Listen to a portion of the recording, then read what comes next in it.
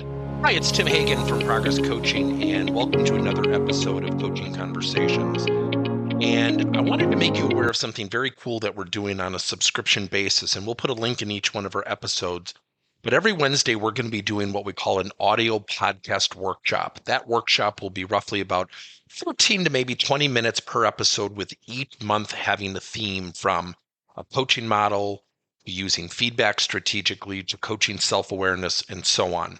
So if you could, look in the body or in the content description of each episode, and you will see a link where you can join this subscription. These are literally 4 workshops every month, teaching specific strategies to address a particular area of workplace coaching, as it relates, again, to things like awareness, motivation, teamwork, and what have you. Here's the cool thing. It's only $10 per month, and each month you will get a handout that we will follow along with. So we also give you a tool for you to take notes as we go through each episode. We hope you'll check it out.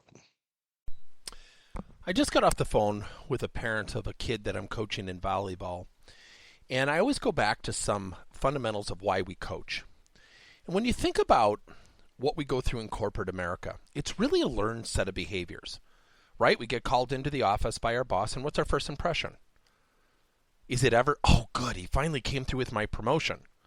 No, it's typically, uh-oh, what did I do wrong? The reason we feel that way is because we've been conditioned to feel that way. Do you know the number one thing that kids hate about youth sports? It's a study done by the Positive Coaching Alliance, a great organization. It's the drive home with the parents. Because guess what we do? You played pretty good, and we unload on the 12 things what we observed that they drastically need to improve by noon. So I want you to think about something when you're coaching. And this is a philosophy I just shared with this parent. My philosophy is to help people feel good about getting better. She said, what do you mean? I said, look, when he makes a mistake, I'm going to make a joke. He doesn't need me to tell him he made a mistake. He knows he made a mistake. But if I can get him to associate with the game positively, in a very upbeat, positive manner, knowing he's not going to be great right out of the gate, and if I can help him feel good about getting better, he'll continue to produce something magical called effort. See, so often we want to correct and fix what we observe. Someone's sales numbers aren't up, we got to get our numbers up. The person with low numbers knows that. Someone with a negative attitude, you got to cut it out. Or else, guess what? Deep down, they know they have a bad attitude. Maybe they don't know what to do about it. And by the way, having a negative attitude takes practice.